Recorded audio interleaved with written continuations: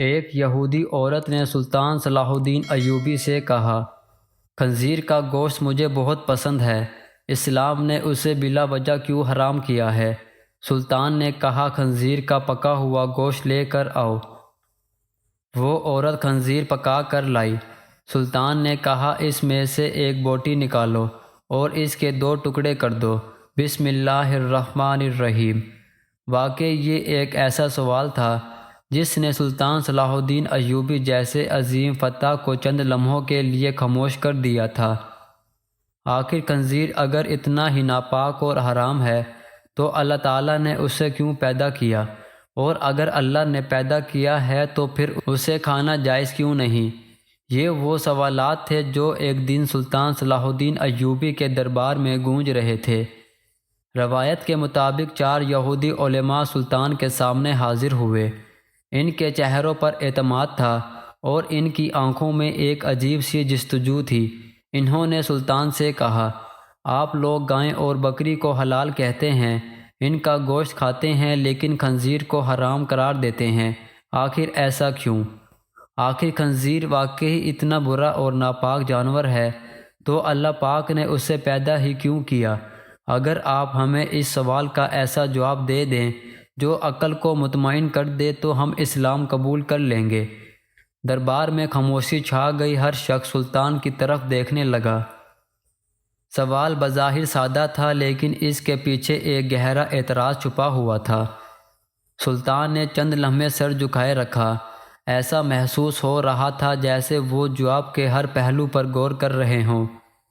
ادھر چاروں علماء مطمئن نظر آ رہے تھے کہ شاید اس بار وہ ایک ایسا سوال لے کر آئے ہیں جس کا جواب دینا آسان نہیں ہوگا۔ لیکن کیا واقعی ایسا تھا کہ کسی چیز کا پیدا کیا جانا اس کے جائز ہونے کی دلیل بن سکتا ہے؟ اگر ایسا ہے تو پھر دنیا میں موجود ہر چیز انسان کے استعمال کے لیے ہونی چاہیے، مگر کیا حقیقت میں یہی ہے؟ ذرا سوچیے، اللہ تعالیٰ نے سانپ بھی پیدا کیے، بچھو بھی پیدا کیے، زہریلے کیڑے بھی پیدا کیے، خطرناک جراثیم بھی پیدا کیے، آگ بھی پیدا کی، سمندر کی گہرائیاں بھی پیدا کی، پہاڑوں کی کھائیاں بھی پیدا کی، لیکن کیا انسان ان سب کو کھانے یا استعمال کرنے کے لیے آزاد ہے؟ کیا کوئی شخص یہ کہہ سکتا ہے کہ چونکہ زہر اللہ نے پیدا کیا ہے اس لیے اسے پینا جائز ہونا چاہیے؟ دربار میں موجود لوگ انہی خیالات میں گم تھے۔ سلطان نے آہستہ سے سر اٹھایا اور علماء کی طرف دیکھا۔ ان کی نگاہوں میں اعتماد تھا لیکن انہوں نے فوراً جواب نہیں دیا۔ انہوں نے پہلے ایک سوال پوچھ لیا، ایک ایسا سوال جس نے خود سوال کرنے والے کو سوچنے پر مجبور کر دیا۔ سلطان نے فرمایا، اگر دنیا میں پیدا ہونے والی ہر چیز کھانے کے لیے ہے تو پھر زہر کیوں نہیں کھاتے؟ اگر ہر پیدا کی گئی چیز حلال ہے تو پھر زہریلے پودوں کو غذا کیوں نہیں بناتے؟ اگر ہر مخلوق انسان کے فائدے کے لیے کھانے میں استعمال ہونی چاہیے تو پھر درندوں اور موذی جانوروں کے بارے میں کیا خیال ہے؟ دربار میں پھر خاموشی چھا گئی۔ سوال اب پلٹ چکا تھا۔ جو لوگ جواب لینے آئے تھے وہ خود جواب تلاش کرنے لگے تھے۔ سلطان نے فرمایا کہ خالق کا کسی چیز کو پیدا کرنا اور بات ہے اور کسی چیز کو انسان کے لیے حلال یا حرام کر دینا اور بات۔ اللہ تعالیٰ کائنات کا مالک ہے، وہ اپنی حکمت کے مطابق چیزوں کو پیدا بھی کرتا ہے اور ان کے بارے میں احکام بھی دیتا ہے۔ بعض چیزیں آزمائش کے لیے ہوتی ہیں، بعض نشانیاں ہوتی ہیں، بعض دوسری مخلوقات کے نظام کے لیے ضروری ہوتی ہیں اور بعض انسان کے لیے فائدہ مند ہوتی ہیں، لیکن کسی چیز کا وجود خود اس بات کی دلیل نہیں بنتا کہ وہ انسان کے لیے جائز بھی ہے۔ چاروں علماء ایک دوسرے کی طرف دیکھنے لگے۔ انہیں اندازہ ہو رہا تھا کہ گفتگو اب ایک نئے رخ پر جا رہی ہے، لیکن سلطان ابھی اصل جواب تک نہیں پہنچے تھے۔ انہوں نے فرمایا، تم نے خنزیر کے پیدا ہونے پر سوال کیا، لیکن کیا تم نے کبھی یہ سوچا کہ اللہ تعالیٰ نے بعض جانوروں کی فطریں ایک جیسی کیوں نہیں بنائی؟ کچھ جانور گھاس کھاتے ہیں، کچھ مردار کھاتے ہیں، کچھ گندگی میں رہتے ہیں اور کچھ پاکیزہ ماحول میں۔ کیا ان سب کی عادتیں اور صفات ایک جیسی ہیں؟ اگر نہیں تو پھر ان کے احکام بھی ایک جیسے کیوں ہوں؟ دربار کے ہر شخص کی نظریں اب سلطان پر جمع تھی۔ سب انتظار کر رہے تھے کہ آخر وہ کون سی بات ہے جو اس سوال کا مکمل جواب بنے گی، اور یہی وہ لمحہ تھا جب سلطان صلاح الدین ایوبی نے ایک ایسی مثال کی طرف اشارہ کیا جس نے پوری گفتگو کا رخ بدل دیا۔ سلطان نے چند لمحے توقف کیا اور پھر نہایت سکون سے فرمایا کہ دنیا میں موجود ہر مخلوق ایک جیسی نہیں ہوتی۔ ہر مخلوق کی فطرت، عادت، کردار اور مقصد الگ الگ ہوتا ہے۔ اسی فرق کو سمجھے بغیر کسی حکم کی حکمت کو نہیں سمجھا جا سکتا۔ پھر سلطان نے فرمایا، ذرا گائے اور بکری کو دیکھو، یہ جانور عموماً گھاس، چارہ اور پاکیزہ غذائیں کھاتے ہیں۔ یہ انسان کو دودھ دیتے ہیں، کھیتی باڑی میں مددگار بنتے ہیں، اور ان کا گوشت بھی انسان کے لیے مفید قرار دیا گیا ہے۔ اب دوسری طرف خنزیر کو دیکھو، اس کی عادات، اس کی خوراک اور اس کا رہن سہن مختلف ہے۔ کیا دونوں کو ایک ہی پیمانے پر رکھا جا سکتا ہے؟ علماء خاموشی سے سن رہے تھے۔ سلطان نے مزید فرمایا کہ اگر دو چیزوں کی فطرتیں مختلف ہوں تو ان کے بارے میں کیا احکام بھی مختلف ہو سکتے ہیں؟ یہی اصول پوری کائنات میں نظر آتا ہے۔ ہر چیز کا ایک مقام اور کردار ہے۔ ایک پھل انسان کے لیے غذا ہے جبکہ دوسرا پودا زہریلا ہو سکتا ہے۔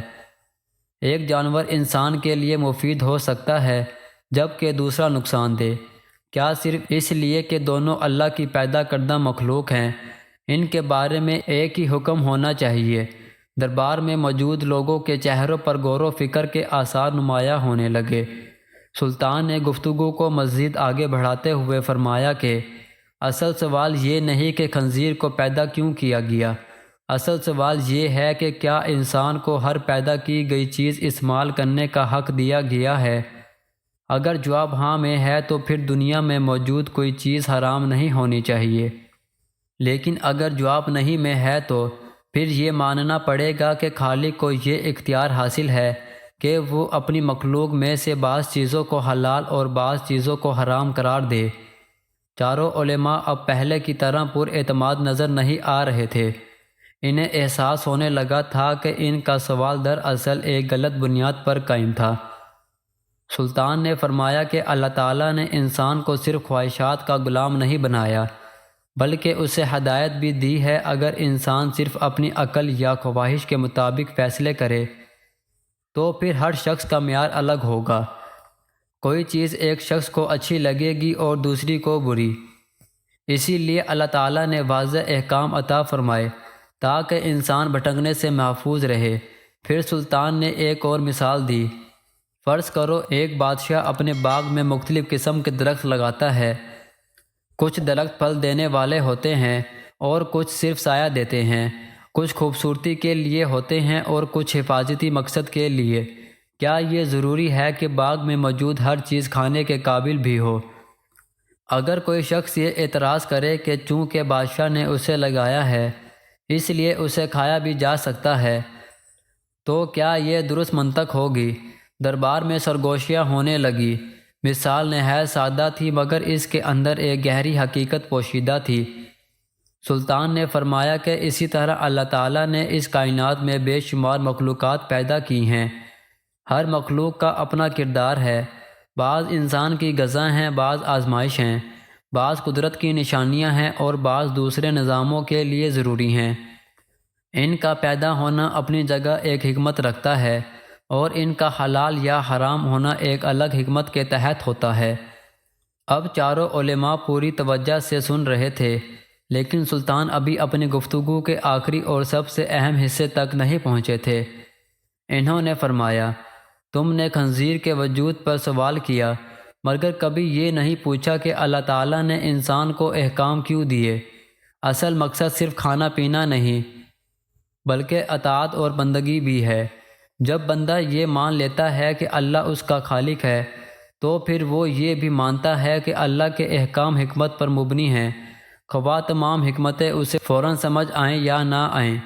یہ الفاظ سن کر دربار میں ایک عجیب سنجیدگی پیدا ہو گئی۔ ہر شخص محسوس کر رہا تھا کہ گفتگو اب اپنے فیصلے کن مرحلے کے قریب پہنچ رہی ہے، لیکن ابھی وہ جواب باقی تھا جس نے اس پوری بحث کو مکمل کرنا تھا۔ چاروں یہودی علماء خاموشی سے سلطان کی گفتگو سن رہے تھے۔ سلطان نے ان کی طرف دیکھا اور فرمایا، تم نے خنزیر کے پیدا ہونے پر سوال کیا، لیکن شاید تم نے اس پہلو پر غور نہیں کیا کہ اللہ تعالیٰ کے احکام صرف مادی فائدے اور نقصان تک محدود نہیں ہوتے۔ بعض اوقات ایک حکم کے پیچھے ایسی حکمتیں ہوتی ہیں جو انسان کی عقل کی پہنچ سے کہیں زیادہ وسیع ہوتی ہیں۔ اگر ہر چیز کی مکمل حکمت جاننے کے بعد ہی انسان حکم مانے تو پھر ایمان اور اطاعت کا مفہوم ہی باقی نہیں رہتا۔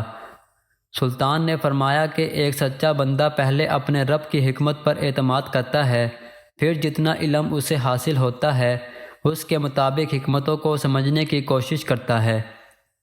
لیکن حکم کی بنیاد صرف یہ نہیں ہوتی کہ انسان ہر راز کو جان لے۔ دربار میں موجود لوگ پوری توجہ کے ساتھ سن رہے تھے۔ سلطان نے فرمایا، تم خود اپنی زندگی میں ایسے بے شمار فیصلے کرتے ہو جن کے تمام پہلو تمہارے علم میں نہیں ہوتے۔ ایک مریض دوا کھاتا ہے کیونکہ اسے طبیب پر اعتماد ہوتا ہے، حالانکہ اسے دوا کے ہر جزو اور ہر کیمیائی اثر کا علم نہیں ہوتا۔ ایک مسافر کشتی میں سوار ہوتا ہے کیونکہ اسے ملاح پر بھروسہ ہوتا ہے، حالانکہ اسے سمندر کی ہر گہرائی اور ہر خطرے کا علم نہیں ہوتا۔ جب دنیاوی معلومات میں انسان اعتماد کو قبول کر لیتا ہے تو پھر کائنات کے خالق کی حکمت پر اعتماد کیوں مشکل محسوس ہوتا ہے۔ علماء خاموش تھے۔ سلطان نے محسوس کیا کہ گفتگو اب اصل نقطے کے قریب پہنچ رہی ہے۔ انہوں نے فرمایا، تمہارا سوال دراصل خنزیر کے بارے میں نہیں بلکہ اختیار اور حکمت کے بارے میں ہے۔ اگر اللہ تعالیٰ خالق ہے تو کیا اسے یہ حق حاصل نہیں کہ وہ اپنی مخلوق کے لیے حدود مقرر کرے؟ اگر ایک بادشاہ اپنی سلطنت میں قوانین نافذ کر سکتا ہے، اگر ایک استاد اپنے شاگردوں کے لیے اصول مقرر کر سکتا ہے، اگر ایک باپ اپنے گھر کے لیے قواعد بنا سکتا ہے، تو پھر پوری کائنات کے مالک کو یہ حق کیوں حاصل نہیں ہوگا؟ دربار میں موجود کئی افراد کے چہروں پر تحریر و پریشانی کے آثار نمایاں ہونے لگے۔ سلطان نے فرمایا، غور کرو، دنیا میں کتنی چیزیں ایسی ہیں جو انسان کے سامنے موجود ہیں لیکن اس کے لیے جائز نہیں۔ کسی دوسرے کا مال موجود ہے لیکن اسے لینا حرام ہے۔ کسی دوسرے کا حق موجود ہے لیکن اس پر قبضہ کرنا ناجائز ہے۔ کیا صرف موجود ہونے سے کوئی چیز حلال ہو جاتی ہے؟ اگر نہیں تو پھر خنزیر کے وجود کو اس کے حلال ہونے کی دلیل کیسے بنایا جا سکتا ہے؟ یہ سوال سن کر علماء کے چہرے بدلنے لگے۔ سلطان نے فرمایا کہ اصل مسئلہ یہ ہے کہ انسان کبھی کبھی اپنی خواہش یا اپنی منطق کو حتمی معیار سمجھ لیتا ہے، حالانکہ محدود عقل ہر حقیقت کا احاطہ نہیں کر سکتی۔ آج سے 100 سال پہلے لوگ بہت سی چیزوں کے بارے میں نہیں جانتے تھے جو آج عام علم بن چکی ہیں۔ اس سے معلوم ہوتا ہے کہ انسان کا علم بدلتا اور بڑھتا رہتا ہے، لیکن اللہ کا علم کامل اور ہمیشہ سے کامل ہے۔ اسی لیے اللہ کے احکام انسانی اندازوں کے محتاج نہیں ہوتے۔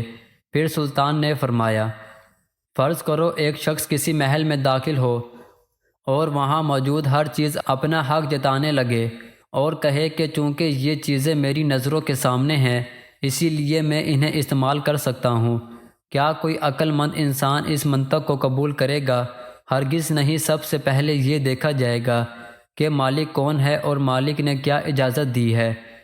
یہی اصول پوری کائنات پر لاگو ہوتا ہے۔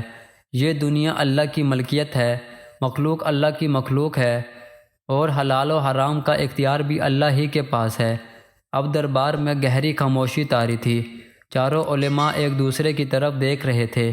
ان کے پاس اعتراض تو تھا لیکن اب اس کی بنیاد کمزور پڑ چکی تھی۔ سلطان نے فرمایا، تم نے یہ پوچھا تھا کہ اگر خنزیر ناپاک ہے تو اللہ نے اسے پیدا کیوں کیا؟ لیکن اب تم خود دیکھ سکتے ہو کہ کسی چیز کا پیدا ہونا اور کسی چیز کا انسان کے لیے جائز ہونا دو الگ حقیقتیں ہیں۔ سورج بھی اللہ نے پیدا کیا ہے لیکن انسان اسے کھا نہیں سکتا۔ سمندر بھی اللہ نے پیدا کیا ہے لیکن انسان اسے پی کر زندہ نہیں رہ سکتا۔ زہر بھی اللہ نے پیدا کیا لیکن اسے استعمال کرنا ہلاکت کا سبب بنتا ہے۔ بس مخلوق کا وجود اپنے مقصد کے لیے ہوتا ہے اور ہر مقصد انسان کی خوراک بننا نہیں ہوتا۔ یہی وہ مقام تھا جہاں دربار میں موجود لوگوں کو محسوس ہوا کہ سوال کا مرکزی ستون تقریباً گر چکا ہے اور علماء کے چہروں سے وہ اعتماد آہستہ آہستہ غائب ہو رہا تھا جو ابتدا میں نظر آ رہا تھا۔ دربار میں ایسی خاموشی تھی کہ جیسے ہر شخص اپنے دل میں سلطان کے الفاظ کو تول رہا ہو۔ چاروں یہودی علماء اب پہلے کی طرح پر اعتماد نظر نہیں آ رہے تھے۔ ان کے سوال کی بنیاد تقریباً منہدم ہو چکی تھی اور سلطان نے نہایت حکمت کے ساتھ یہ ثابت کر دیا کہ کسی چیز کا پیدا کیا جانا اس کے حلال ہونے کی دلیل نہیں بن سکتا۔ پھر سلطان نے نہایت سنجیدگی سے فرمایا، اگر تم واقعی سوال کا جواب تلاش کرنا چاہتے ہو تو ایک لمحے کے لیے تعصب کو چھوڑ کر صرف عقل سے سوچو۔ کیا تم یہ مانتے ہو کہ اللہ تعالیٰ حکمت والا ہے؟ علماء نے جواب دیا، ہاں ہم یہ مانتے ہیں۔ سلطان نے فرمایا، جب تم یہ مانتے ہو کہ اللہ حکمت والا ہے تو پھر یہ بھی ماننا ہوگا کہ اس کی ہر تخلیق کسی نہ کسی حکمت کے تحت ہے اور اس کا ہر حکم بھی کسی نہ کسی حکمت کے تحت ہے۔ تخلیق کی حکمت الگ ہو سکتی ہے اور حکم کی حکمت الگ ہو سکتی ہے۔ یہی وہ حقیقت ہے جسے نظر انداز کر کے بہت سے لوگ غلط نتیجے تک پہنچ جاتے ہیں۔ سلطان نے فرمایا، خنزیر کا پیدا ہونا اس بات کی دلیل ہے کہ وہ اللہ کی مخلوق ہے، لیکن اس کا حرام ہونا اس کی دلیل ہے کہ اللہ نے انسان کے لیے اس کے استعمال کی اجازت نہیں دی۔ ان دونوں باتوں میں کوئی تضاد نہیں۔ دربار میں موجود لوگ سر ہلا کر اس بات کی تائید کرنے لگے۔ سلطان نے فرمایا، اگر ایک کاریگر مختلف اوزار بناتا ہے تو کیا ہر اوزار ایک ہی کام کے لیے ہوتا ہے؟ اگر ایک معمار ایک عظیم عمارت تیار کرتا ہے تو کیا اس کے ہر حصے کا مقصد ایک جیسا ہوتا ہے؟ اگر نہیں تو پھر اللہ کی بنائی ہوئی اس وسیع کائنات میں ہر مخلوق سے ایک ہی مقصد کیوں وابستہ کیا جائے؟ بعض مخلوقات انسان کی غذا ہیں، بعض خدمت کے لیے ہیں، بعض قدرت کی نشانیاں ہیں اور بعض انسان کے لیے آزمائش کا ذریعہ ہیں۔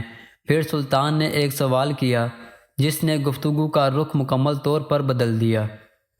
اگر تمہاری منطق کو مان لیا جائے تو پھر دنیا میں کوئی چیز حرام نہیں رہنی چاہیے، کیونکہ ہر چیز اللہ ہی نے پیدا کی ہے۔ نہ چوری حرام رہے، نہ ظلم حرام رہے، نہ دھوکہ حرام رہے، کیونکہ یہ سب بھی اسی دنیا میں موجود ہیں۔ لیکن تم خود جانتے ہو کہ کس چیز کا موجود ہونا اور کسی چیز کا جائز ہونا دو الگ حقیقتیں ہیں۔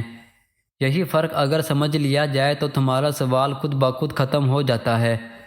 علماء خاموش تھے، ان کے پاس اس دلیل کا کوئی جواب نہیں تھا۔ سلطان نے فرمایا کہ اسلام انسان کو یہ سکھاتا ہے کہ وہ اپنے رب کی حکمت پر اعتماد کرے۔